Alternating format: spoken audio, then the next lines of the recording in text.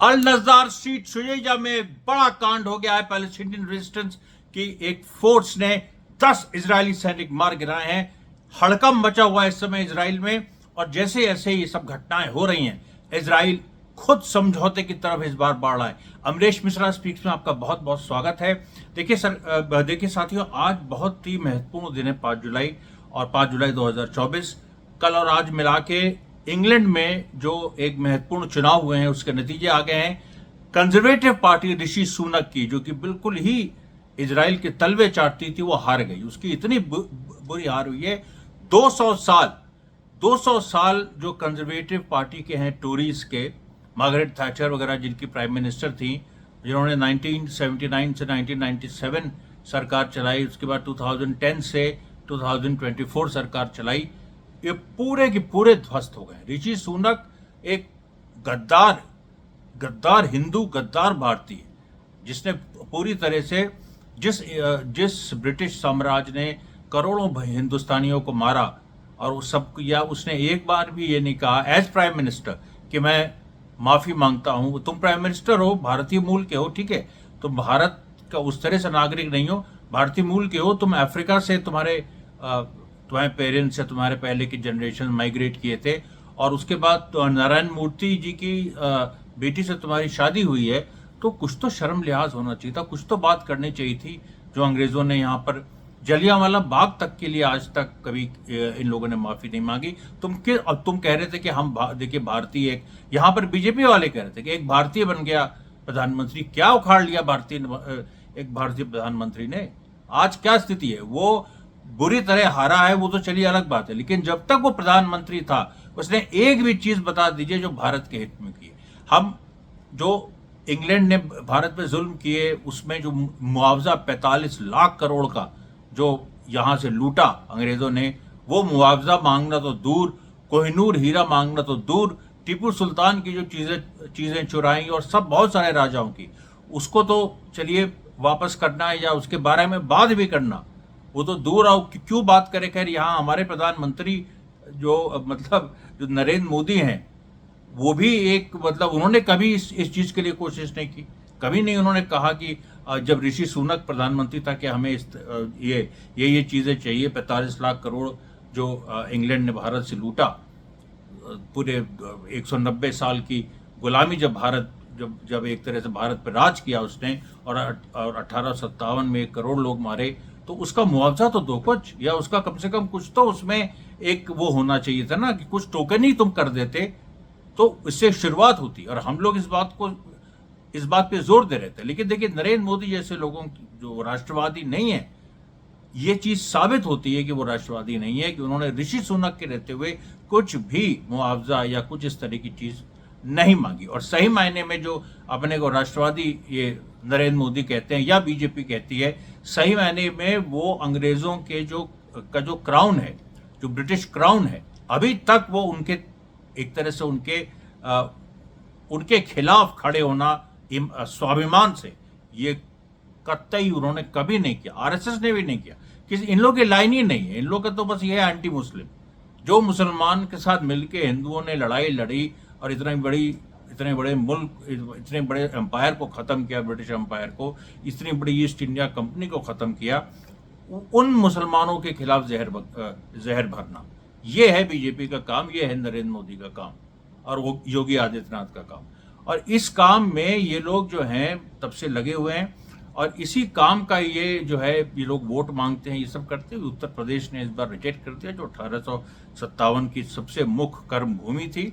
और मुझे इस बात की बहुत खुशी है। और आज जो ऋषि सुनक की हार हुई, उस पर मुझे बहुत खुशी है कि एक और जो इंटरनेशनल फाइनेंस कैपिटल का दलाल ऋषि सुनक, जो भारत को लूट रहे हैं, आज तक लूट रहे हैं, 47 तक तो सीधे लूटा, आज कर्जों के माध्यम से, आईएमएफ की शर्तों के माध्यम से। आईएमएफ ने जो 1991 में इंडिया को लोन दिया था, उसमें जो शर्तें अटैच थी, उससे भारत का डेवलपमेंट बहुत पीछे चला गया, उस पर कोई बात नहीं करता है। और ये चीज जो है थोड़ी बहुत कांग्रेस ने शुरू की है, तो हम उसको आगे बढ़ाने की कांग्रेस को भी हम इसीलिए सपोर्ट करते हैं कि थोड़ी बहुत उसने शुरू की है, कि जो भारत में जिस तरीके से विदेशी पूंजी का हमला है या विदेशी ताकतों का हमला है, ये है असली विदेशी ताकत जो भारत को नुकसान पहुंचा रही हैं। वो नहीं कि पार्लियामेंट में आप राहुल गांधी को बोल दीजिए कि आपने अग्निवीर क्यों क्वेश्चन किया और उसमें किसकी मदद कर रहा है। अरे इस पे बात करो ना कि जो भारत से अंग्रेजों ने लूटा और उसके बाद 1947 के बाद लगातार जो IMF, वर्ल्ड बैंक जैसी एजेंसीज कर्जे के नाम पे यहाँ से लूट रही हैं, 1991 के बाद जो कि बढ़ गया, जब इतना बड़ा लोन IMF ने दिया और भारत पे विदेशी कर्जा कितना है उसकी बात करो ना। और उसको और उसमें उस विदेशी कर्जे को हम एक भी पैसा नहीं लौटाएंगे, ये कहना चाहिए असली राष्ट्रवादी को। हम नहीं कोई भी फॉरेन डेट लौटाएंगे क्योंकि हमसे लूटा गया है। तो ये जो पूरी एक बात है, ये चीज देखिए, इसलिए क्योंकि ऋषि सुनक वाली बात हुई है और इसको लेके एक बहुत बड़ा पूरे विश्व में चर्चा होगी। अभी से मैं आपको बता रहा हूँ इसका सिग्निफिकेंस क्या है। हालांकि जो लेबर लीडर हैं कियर स्टारमर, जो कि पावर में आए हैं, ऐतिहासिक जीत हुई है, वो भी अपने उसमें बहुत कॉशियस रहे हैं। उन्होंने इजराइल के खिलाफ बहुत ज़्यादा नहीं बोला है, बल्कि उन्होंने ये कहा है कि हमास को भी उस तरह से सपोर्ट नहीं किया है, लेकिन गाजा में जो विक्टिम्स हैं उनके साथ है। फिर भी जो लेबर पार्टी का जो वोट है, जिसने दिखाया, जो कई उपचुनाव इस चुनाव के पहले हुए, उन उपचुनावों में इंडिपेंडेंट कैंडिडेट्स जीते। इस चुनाव में भी कई स्वतंत्र उम्मीदवार जीते हैं और जिनकी लिस्ट मैं आपके सामने लाऊंगा कल के प्रसारण में, कि कई स्वतंत्र इस तरह के उम्मीदवार जीते हैं जो प्रो गाजा टिकट पे थे और उन्होंने लेबर पार्टी को हरा दिया। लेबर पार्टी को भी हराया, कंजर्वेटिव पार्टी को हराया। मैंने बताया था जॉर्ज गैलोवे का जो मामला, जो एक था, जो कि आज 6 महीने पहले एक उपचुनाव हुआ था, वो इंडिपेंडेंट, उनकी छोटी पार्टी, वो जीत गई थी। लेबर ये थर्ड पे आ गई थी। तो ऐसा इस बार भी हुआ है। कई जगह लेबर पार्टी, हालांकि 650 में 650 वहाँ सीटें हैं हाउस ऑफ कॉमन्स की, जैसे हमारे यहाँ पार्लियामेंट है, तो उसमें से 412 सीटें लेबर पार्टी लगभग जीत रही है। और उन 400, और फिर भी उसमें से उसके अलावा कम से कम 8 से 10 ऐसे इंडिपेंडेंट कैंडिडेट्स हैं जिन्होंने लेबर पार्टी का भी विरोध किया, कंजर्वेटिव पार्टी का भी विरोध किया, और वो प्रो गाजा टिकट पे, सोचिए, इंग्लैंड का चुनाव लड़े और जीत गए। और लेबर पार्टी का जो वोटर बेस है वो भी प्रो गाजा है। उसमें अगर ओपिनियन पोल करा लीजिए तो 60% से ऊपर प्रो गाजा है। और जहां तक ओपिनियन पोल की बात है, इजराइल में एक नया ओपिनियन पोल सामने आया है। अब 67% जो इजराइल की जनता है वो नेतन्याहू के खिलाफ हो गई। जब 7 अक्टूबर हुआ था तो 90% नेतन्याहू का समर्थन था। आज वो समर्थन घट के 33% हो गया। अब हम आते हैं, देखिए, वो जो घटना अल नजार स्ट्रीट पे हुई है, और उसमें देखिए फिलिस्तीनी रेजिस्टेंस ने अपनी क्लासिक लड़ाई लड़ी। उन लोगों ने एक बिल्डिंग को चिन्हित किया शुजैया में मैं बता रहा हूं, पिछले कई दिनों से जबरदस्त युद्ध हो रहा है। और शुजैया की उस बिल्डिंग को उन्होंने, जिसमें इजरायली सोल्जर्स थे, पहले TBG शेल से मारा, और TBG शेल से मारा तो उसका एक हिस्सा ढह गया। जब वो एक हिस्सा ढह गया, हालांकि किसी इजरायली सोल्जर को कोई नुकसान नहीं हुआ, और ये बड़ी सोच समझ के इन्होंने ये स्ट्राइक की थी कि इससे नुकसान नहीं हो, इससे वो एक्सपोज हो जाए। अब ये देखिए, ये जो लड़ाई की बारीकियां हैं, इजरायली फोर्स को मारा और इजरायली, मतलब वो उस इमारत को मारा, वो इमारत धड़धड़ा के गिर गई, जो उसका फ्रंट पोर्शन है। उसके अंदर इजरायली सोल्जर्स थे, उनको भाई वो TBG शेल 2 मार सकते थे, 3 मार सकते थे, जो कि अच्छा आर्मर पियर्सिंग शेल भी है कि जो पूरी उसको बिल्डिंग्स को पियर, वो तो आर्मर पियर्स कर जाती है, तो बिल्डिंग को तो पियर्स करना बहुत आसान है, लेकिन वो उसका इस्तेमाल नहीं किया। उनका मकसद था इजरायली सोल्जर्स को आमने सामने की लड़ाई में मारना। ये एक नया पूरा हमास ने शुरू किया कई दिनों से, वो बड़ा सक्सेसफुल हमास इसमें हो रहा है। तो उसने मारा, इजरायली सोल्जर्स एक्सपोज हुए, उनके पास कवर अब नहीं था, वो दहशत में आ गए। उसके बाद हमास के फाइटर्स आगे बढ़े, तर मशीन गन से उन लोगों ने इजरायली सोल्जर्स को मारना शुरू किया। करीब 4 से 5 इजरायली सोल्जर्स वहीं गिर गए। उसके बाद उन्होंने जो पहले से एक और, फिर इजरायली सोल्जर्स 5 जब गिर गए और 5 बचे, तो जो 5 बचे उन्होंने पोजीशन लेके फायर रिटर्न करना शुरू किया। तभी उसी के बिल्डिंग के पीछे पहले से एक एक्सप्लोसिव डिवाइस जो हमास के फाइटर्स ने रखी हुई थी, वो एक्सप्लोड कर गई। और वो देखिए, और टाइमिंग देखिए, मतलब वो जो TBG शेल मारा, पहले से वो एक एक्सप्लोसिव डिवाइस वहां पर थी उस पर, लेकिन पहले उसको नहीं यूज किया या उसको डेटोनेट नहीं किया। पहले TBG शेल मारी, फिर उसके बाद उस बिल्डिंग में से एक उसका हिस्सा ढह गया, इजरायली सोल्जर्स खुल के सामने आ गए और उन इजरायली सोल्जर्स को मारा। और उसके बाद क्या हुआ, उसके बाद जो है वो जो 5 बच गए थे, जब उन्होंने फायर रिटर्न करना शुरू किया तो पीछे से एक बॉम्ब डेटोनेट हो गया। अब ये देखिए जो सारी टैक्टिक्स है, ये मैं आपको बता रहा हूँ, ये स्टालिनग्राड की जो लड़ाई हुई थी सेकेंड वर्ल्ड वॉर में, जिसमें हिटलर और स्टालिन में सीधे लड़ाई हुई थी। स्टालिनग्राड उस समय जो सबसे इम्पोर्टेंट शहर था रशिया का, और स्टालिन का नाम उससे जुड़ा था, और उसमें जर्मनी घुस गई, मतलब जर्मन फोर्सेस हिटलर की घुस गई थी, अंदर तक घुस गई थी, बिल्कुल जैसे गाजा आ जाए वैसे। आप गूगल कर लीजिए स्टालिनग्राड इन वर्ल्ड वॉर 2, बिल्कुल उसी तरह से आप देखें, पूरा बॉम्ब कर दिया था हिटलर ने स्टालिनग्राड को, बिल्कुल जैसे गाजा की स्थिति, पूरा बॉम्ब। और लेकिन वहां पर पे जो भी इमारतें बच गई थी, जो ये बच गई थी, उनमें एक इमारत के लिए, एक इंच स्टालिनग्राड के लिए लड़ाई हुई। और अल्टीमेटली हिटलर की इतनी बड़ी फोर्सेस लाखों की वहां थी, वो तो एक बहुत बड़ा एरिया, वो गाजा की तरह नहीं था, तो वहां से उनको पुश कर दिया। तो उसी तरीके से हमास ने आईडीएफ को, देखिए एक छोटे एरिया में, छोटे स्तर पे, लेकिन किस तरीके से लड़के और उनको पुश किया। और इजराइल जो अपने को सुपर पावर कहता है, टेक्नोलॉजी से इक्विप पाता है। अब देखिए, अब यहाँ जो बात है ये कि जो टनल वॉरफेयर इस हमास ने यूज की, शुजैया में एक और जगह 4 मरकवा टैंक्स पे हमला हुआ, और इसमें क्लासिक तरीके से टनल से बाहर निकले हमास के फाइटर्स, उन्होंने मारा।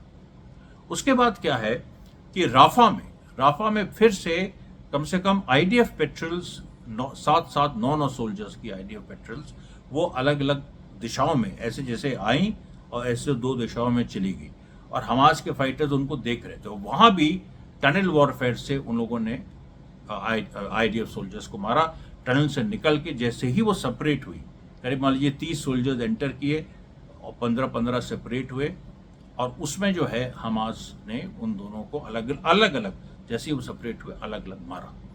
उसके बाद देखिए एक और बड़ी घटना होती है, और ये है नॉर्थ गाजा की तरफ। नेत्जरिम कॉरिडोर में हमने बताया था कि जो एक मेजर जो पैलेस्टीनियन रेजिस्टेंस ने जो हमला किया था, एक बहुत सक्सेसफुल हमला, उसके बाद आज फिर नेत्जरिम कॉरिडोर पे 3 बार बम्बार्डमेंट हुआ, और वहां फिर हेलीकॉप्टर जाते दिखाई दिए, जो हेलीकॉप्टर इजराइल के हैं और जो वहां से सोल्जर्स को इवैक्यूएट करने के लिए जाते हैं। जब भी हेलीकॉप्टर आपको दिखते हैं तो वो जाते हैं, लेकिन आज फिर से हेलीकॉप्टर जब आए तो वहां पर सैम 7 मिसाइल, जो कि अब एक एंटी एयरक्राफ्ट मिसाइल हमास की बनती जा रही है, जिसमें वो ग्राउंड से हेलीकॉप्टर को मार रहे हैं, वो आज उन्होंने फिर फायर किया, और एक हेलीकॉप्टर में लग गया वो, और वो हेलीकॉप्टर पूरी तरह से ध्वस्त नहीं हुआ, क्योंकि अभी ये सैम 7 मिसाइल्स इसको हमास परफेक्ट कर रहा है, या सैम 7 मिसाइल्स जो हमास के पास असली हैं उनको अभी अनवेल नहीं कर रहा है, क्योंकि ये लड़ाई लुका छुपी की भी लड़ाई है।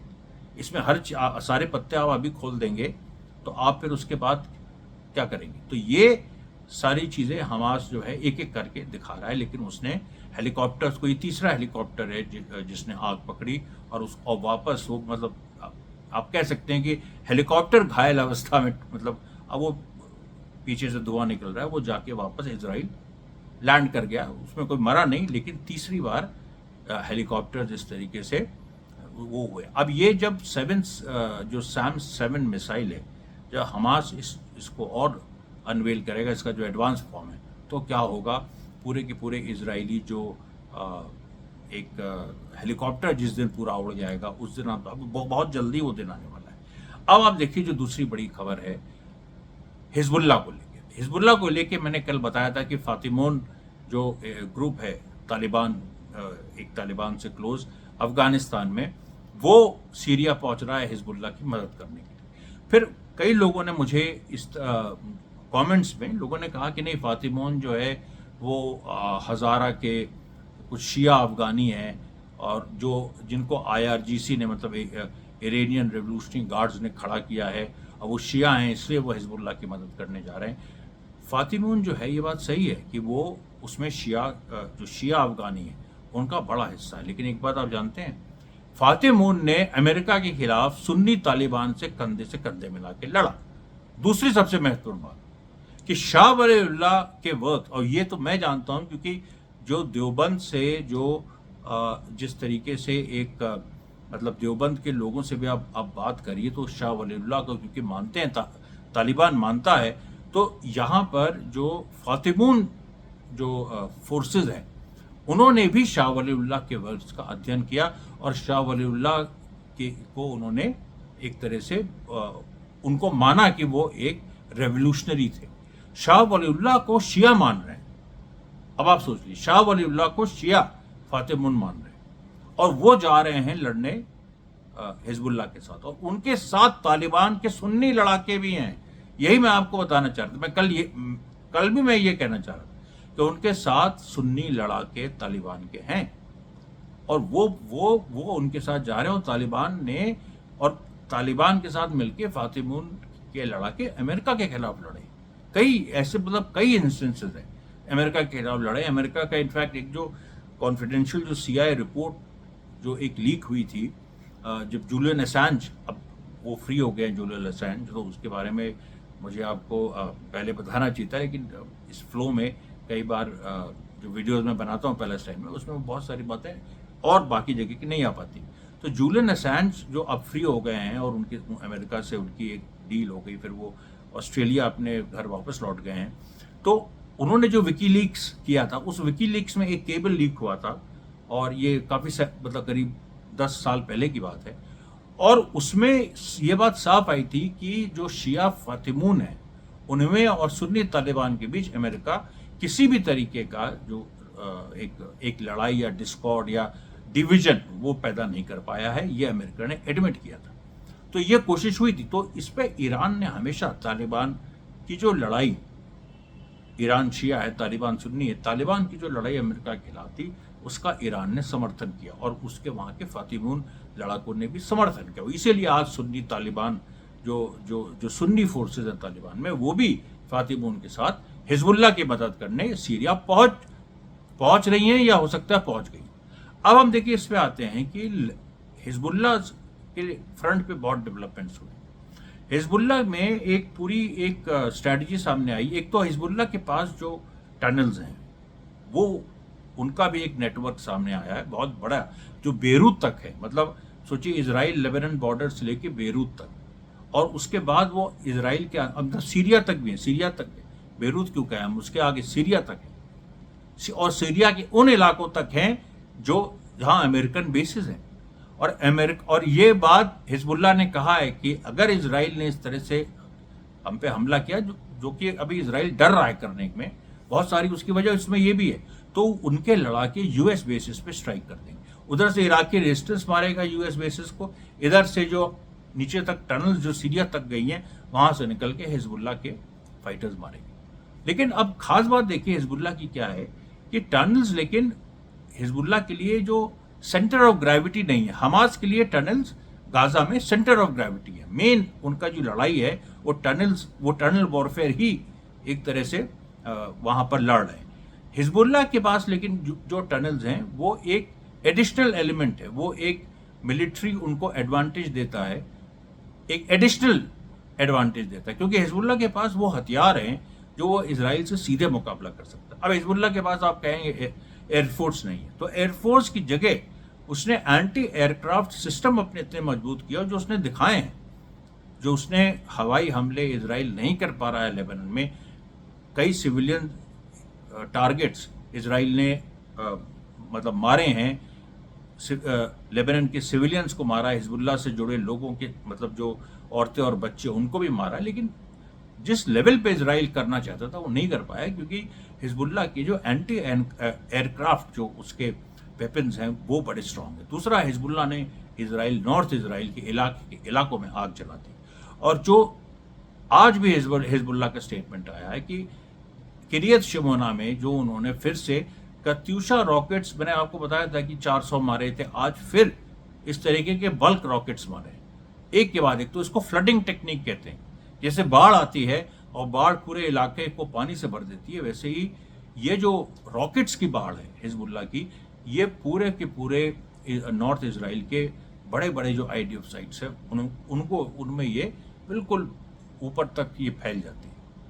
अब इस पूरे से ये जो फ्लडिंग टेक्निक हिजबुल्लाह ने अपनाई है, इससे इजराइल बहुत डर रहा है। और इजराइल को ये लग रहा है कि एक तरफ देखिए हमास से हमारी सीज फायर से हमास ने फ्लेक्सिबिलिटी दिखाई है, सीज फायर प्रपोजल अब हम कि कब तक हमास का मना करेंगे। हिजबुल्लाह से लड़ाई की बात करके नेतन्याहू ने अपनी जनता को उकसाया, लेकिन जनता ने ये वर्डिक्ट दे दिया एक तरह से कि 67% लोग जो है नेतन्याहू के खिलाफ हैं और उनको लगता है कि इसके नेतृत्व में कोई भी कुछ भी पॉजिटिव नहीं होगा। लड़ाई तो जीतने की बात बहुत दूर है, कोई कुछ मतलब जो होस्टेजेस हैं हमारे वो तक नहीं छूट पाएंगे। ये बात बेनी गैंट्स जो कि वॉर कैबिनेट से अलग हो गए थे इजराइल के लीडर, उन्होंने भी यही बात कही है कि नेतन्याहू अपनी पॉपुलैरिटी खोते चले जा रहे हैं और उनको बहुत जल्दी हमास से समझौता कर लेना चाहिए। उधर लेबनान में मैंने जैसे बताया कि बड़ी डीप एक तरह की रिसर्च जो हिजबुल्लाह लंबे समय से कर रहा है, उसको उसने प्लान्स भी बताया कि कैसे टनल वॉरफेयर का हिजबुल्लाह फ्रंट पे, लेबनान फ्रंट पे फायदा ये है कि इजरायली सोल्जर जब अंदर घुसेंगे लेबनान के तो वहाँ टनल्स हैं उनको वहीं पर रोक दिया जाएगा। लेकिन उसके बाद जो इजराइल सोच रहा है कि हम इन्फेंट्री का यूज़ कम करेंगे लेबनान में, वैसे भी इजराइल के पास सोल्जर्स की कमी हो गई, लेकिन हम बॉम्बिंग, हम ऊपर से बॉम्बिंग का हम यूज़ ज़्यादा करेंगे। ये इजराइल का मतलब इजराइल की टैक्टिक्स, उसमें जो नई जो टेक्नोलॉजी है, जो इस तरीके के जो बहुत सारे वेपन्स ने डेवलप किए हैं हिजबुल्लाह ने, कत्यूशा रॉकेट्स के का भी जो नेक्स्ट जनरेशन डेवलप किया है, 1,000 किलोमीटर हाइपरसोनिक मिसाइल्स हिजबुल्लाह के पास भी, जैसे यमन के पास हमने आपको हातिम के बारे में बताया था, हातिम 2 जो यमन के पास है, वैसे ही हिजबुल्लाह के पास जो है वो इस तरह से इंटरकॉन्टिनेंटल जो बैलिस्टिक मिसाइल्स वो हिजबुल्लाह के पास भी।